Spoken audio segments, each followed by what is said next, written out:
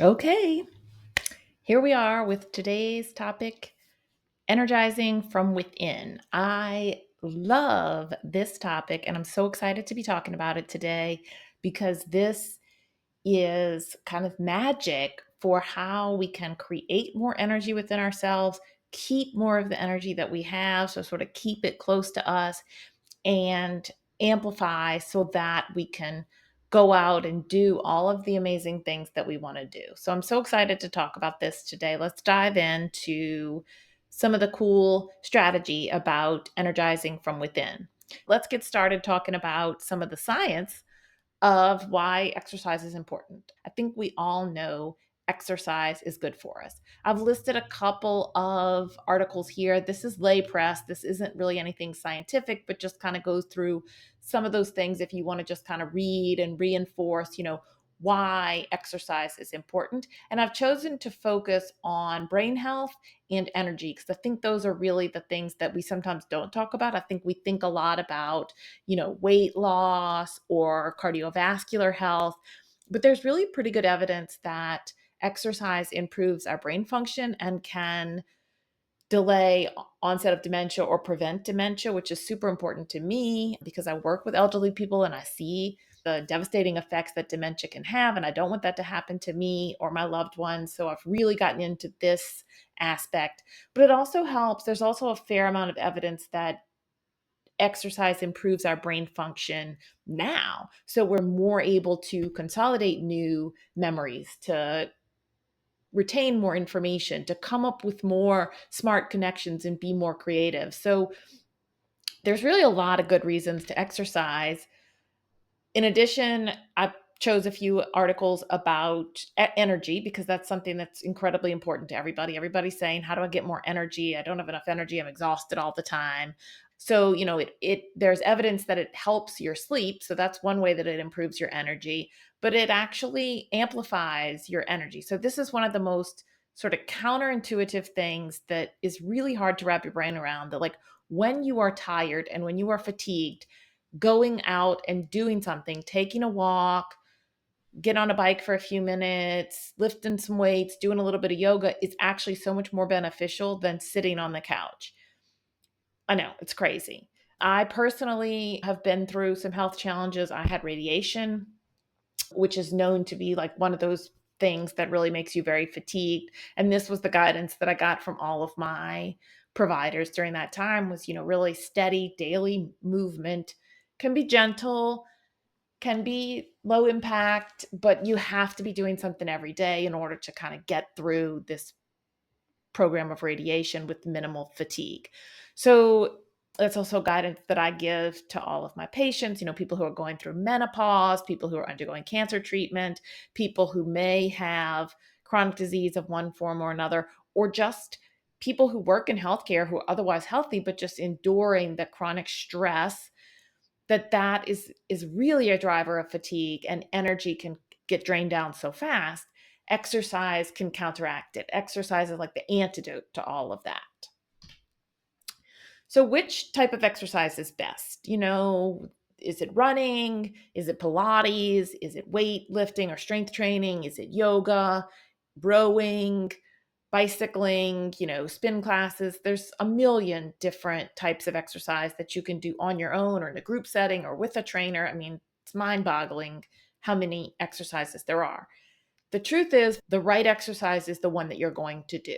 So, whatever it is that seems fun to you, or seems accessible, or doesn't seem too hard, that's really what I want you to choose right now. I want you to just think about something that feels fun. So, for me, back when I was getting started and I wasn't exercising, I just chose accessibility. So, I actually did a silver sneakers plan because I was like, all right, I'm only 35, but if, 80-year-olds can do this, then I can do it. And it was like chair exercises, like you sat down and you moved your arms in the chair, and that I could stick with it because it felt accessible. And then it kind of opened the door for me to do more and more and more. And then I did a little beginner strength program where I was like lifting 3-pound dumbbells.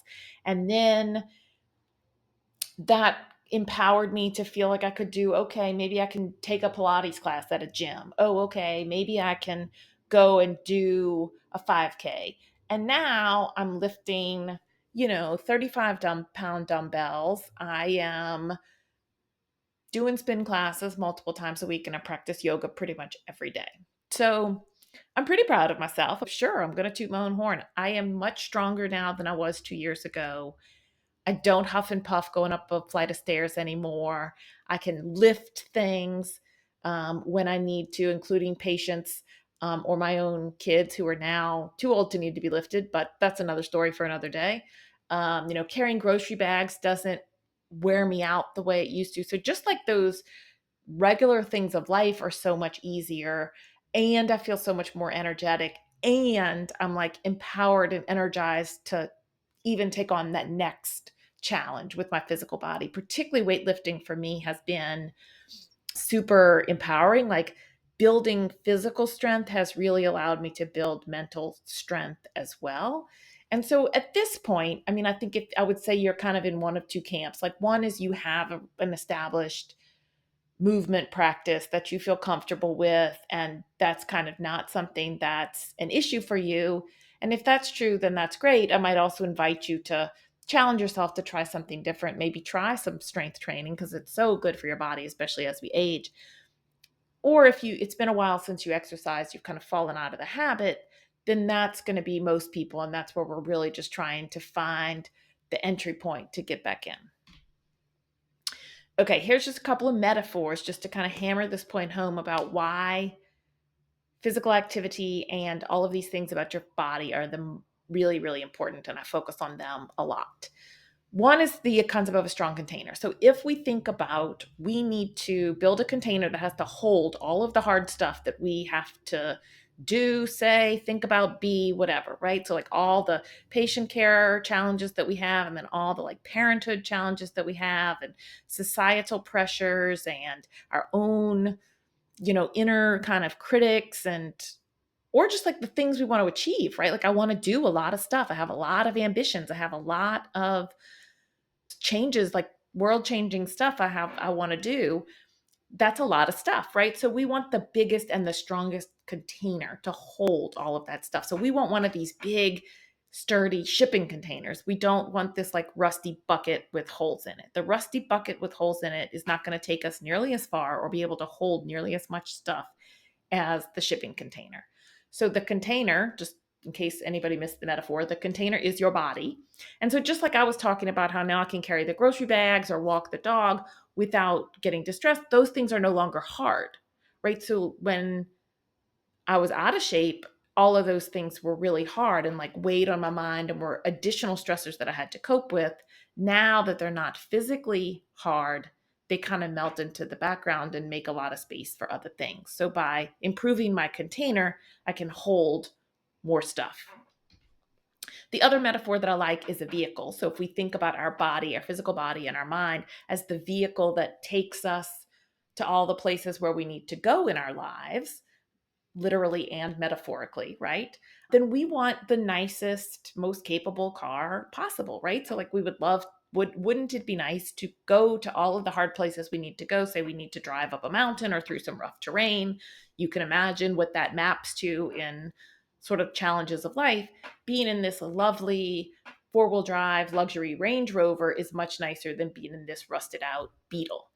I mean, I love a good VW Bug for like the nostalgia factor, but it's really not a comfortable ride. So we want to get your body in shape through movement, through food, through sleep, all of those things, so that you have really like the good vehicle. And then lastly, thinking about, metaphorically your body as like a suit of clothing. If I took you shopping and bought you, like, let you pick out whatever outfit you wanted, and it was like lovely, nice outfit, designer, whatever, but then I told you this is the only one you're ever going to have for the rest of your life. You never get to go shopping again. You don't get another set of clothing. How would you take care of that set of clothes? Right? And that's how we need to take care of our body, because it's the only one we get. We don't get another body. Of course, sure, there's like organ transplants and lots of, medical things that can sometimes help keep this body in shape, just like we could repair the articles of clothing that we got, but we don't get another one. It's not dispensable. So disposable. Um, so take care of your body. It's the only one that you have. All right, so I mentioned kind of four pillars that we think about. We're talking mostly about movement today, but I did just want to take this opportunity to think of the four pillars of the strong container. Container is the language I use most, and you'll probably hear me say that a lot through the program. So, like when I'm talking about building your strong container, I'm talking about getting good sleep, 7 to 8 hours a night, adequate hydration, good nutrition, and adequate movement. What that means is going to be up to your discernment. And we're going to talk about that as we go through your live coaching sessions, what feels right to you. All right, I mentioned that we were going to talk about yoga and meditation. The reason why I signaled these out is because they have been so impactful in my life. And I do think that they have unique benefits in terms of being able to practice them throughout your life, being able to practice them in a wide variety of settings. So, regardless of what your physical abilities may be or energy level may be at any given time, there's still a version of yoga and meditation that you can practice. They do provide stress reduction benefits and relaxation benefits, but I believe all exercise does. So I don't necessarily think that's unique, but they really are places to practice this mind body connection and mindful movement. And that, particularly in the group settings, that's reinforced in a way that may not necessarily be in other physical activities. Like, say, if you go to the gym to work with a trainer or do a spin class or a weightlifting class, they may not be in kind of like reinforcing the mind body connection the way that it would be if you go into a yoga class. So I do want to pick that up. Meditation, although not necessarily a movement practice, something that's incredibly helpful. And I like to think of it like exercise for the mind. If our goal is to be as present as possible, have present moment awareness at all times, we need to practice that. So that's kind of the way I think about meditation is the space to practice doing the thing that we want to be able to do in like all of the spheres of our life. So a seated purposeful meditation is what I'm talking about. I'm talking about an actual practice where you're seated and doing meditation for a period of time. This has so many benefits. And what I want to say about meditation right now is just try it. Like, just try it on like a hat or try it on like a sweater and just say, I don't know if this is for me, but I'm going to try it. I'm going to try it the way Emma's teaching it. I'm going to try the different styles, and then we're going to see. And like, I do want to talk about resistance that you might have, or challenges that you might have, or past experiences that you may have had, because I do think that shifting those is incredibly important. Because having a meditation practice or something that falls into like the mindfulness practice um, realm is incredibly important to getting to the outcomes that we really want.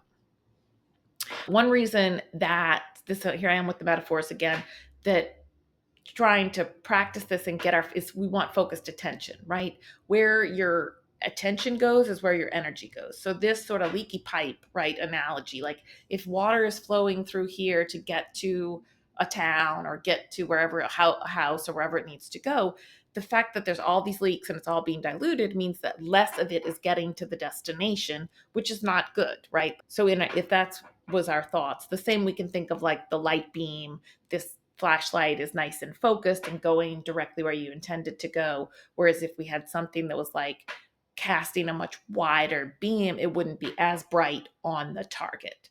So I don't want to get too much into intention and attention targeting and all of that today, just to like help you attach to why we're doing these exercises. But for the most part, having a beginner's mind means just doing it, not having to narrate it, not having to know all of the whys and hows. You just do the thing, experience it, and then maybe you can ask some questions later. But I really invite you and encourage you to just do the practice, and experience it and not have to worry too much about why or how or what it's going to do for you. I do want to just give a little bit of primer on yogic philosophy, because one of the myths that I want to dispel is that yoga is just about fancy handstands or super bendy postures. And so, a lot of people tell me, well, yoga's not for me because I can't do that kind of stuff, right? I can't do the stuff I see on the posters. Well, that's completely wrong. Yoga can be practiced by anybody, anywhere, anytime, because it's not only a postural practice, it's also a system of thought that really relies on stilling the fluctuations of the mind. That's sort of the whole goal of yoga. And there's a lot of philosophy that I won't get into here, but that is a philosophy of yoga that postural practice is a part of. There are actually 8 limbs of yoga, which I've listed here just for the sake of splashing them up so that you can say you've heard of them before and you can definitely ask more questions, but only to dispel the myth that yoga is some super bendy, super handstandy, or maybe like overly spiritual thing. It doesn't have to be any of those things. It is really a system of thought. It is a style of physical practice, but that's stilling the fluctuations of the mind and using the body to do that. So, like grounding yourself to your physical body as a way to calm your mind are kind of the core of yoga. And if you are doing that, I would say you're practicing yoga. You may or may not choose to say that. You may choose other words that you want or that you feel most comfortable with as you go through this program. But that's why I find yoga so beneficial and why it has been actually shown in scientific studies to be beneficial with things like overcoming PTSD and dealing with chronic pain is because it tightens that mind body connection and uses the information we have from our bodies as well as the resource that your physical body is in order to help kind of still some of that fluctuating of the mind so that it can focus. As you can see here, meditation is a part of the 8 limbs of yoga. Just a visual to talk about the fluctuations of the mind. I love water metaphors. Water is, and then waves come, right? And so as we still it, we can get to this kind of still place. And there's a concept, that I love, kind of like a phrase, like we want to cultivate a mind like water, meaning that the mind is still, and then when a stimulus comes in, it makes a splash or a ripple or a wave, but then the water just kind of returns to being water. It doesn't hold anything more than exactly what it needed to deal with that stimulus. So cultivating a mind like water is just something that I kind of hold on to as like a easy affirmation almost to allow me to not overly respond or react to stimuli. So write out, what are you going to try? How many minutes a day? What are you going to do? And then what supports that? How many ounces of water do you want to try to drink a day? Are there some elements of a nutrition plan that you want to try and put in, like 5 fruits and veggies a day or whole grains on 3 days a week or whatever it is? All right, so do your homework and I'll see you soon. Take care.